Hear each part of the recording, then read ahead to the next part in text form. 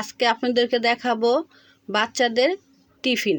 সকালবেলা ঝটপট কি করে বাচ্চাদের টিফিন ঘরে থাকা উপকরণ দিয়েই দিতে পারেন সেই রেসিপি। এই যে তেল গরম করে নিয়েছি, তারপরে তেলটা গরম হলে পেঁয়াজ দিয়ে রসুন দিয়ে লাল লাল করে যখন ভাজা হবে, এখানে দিয়ে দিব একটি ডিম।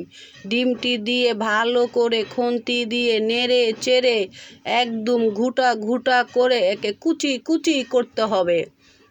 আপনার মন ইচ্ছা মতন আপনার শরীরে যত রাগ জিদ আছে সব ডিমের সাথে আপনি একাকিতভাবে করে এটাকে একদম কুচি কুচি করে ফেলুন। সামান্য হলুদ দিবেন, হলুদটা আপনার জন্য অপশনাল, চাইলে দিতেও পারেন নাও দিতে পারেন। আমি সামান্য পরিমাণ হলুদ ব্যবহার করেছি, হালকা কালার আসবে, দেখতেই সুন্দর হবে। হলুদে কিন্তু স্বাদ বাড়ায় না, হলুদে শুধু কালার বাড়ায়।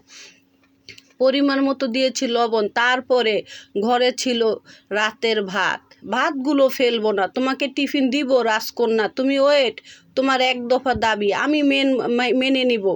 দেখো তোমাকে আমি কি করে আজকে টিফিন দিচ্ছি। তুমি রোজ রোজ স্যান্ডউইচ খাবা, তুমি বার্গার খাবা, তুমি এটা সেটা খাবা, চিপস খাবা, তোমার মুখের রুচি নষ্ট হয়ে গেছে, তুমি ঘরের খাবার খাবা না। দেখো আমি তোমাকে কি করে ঘরের খাবার দিচ্ছি। ওইদিকে রাজকন্যার বাবার জন্য সকালে নাস্তা রেডি করতে হবে। রাজকুমার স্কুলে চলে গেছে, এখনই ফিরে আসবে। কি যে তারা পুরা কাঁচা দিয়ে, এই যে এটা হচ্ছে পুদিনা পাতা। পুদিনা পাতা কেন দিবেন?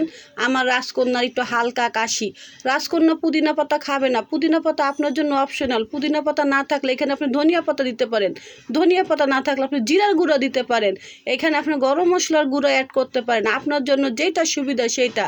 দেখেন ঝটপট করে কি করে বাচ্চাদের টিফিন আমি এক হাতে একদম সব কিছু কমপ্লিট করে ফেললাম। দেখেন আমার ফাইনাল লুক কত সুন্দর। এই যে দেখতে পারছেন আমার পুদিনা পাতা দিয়ে আমি ডেকোরেশন করেছি।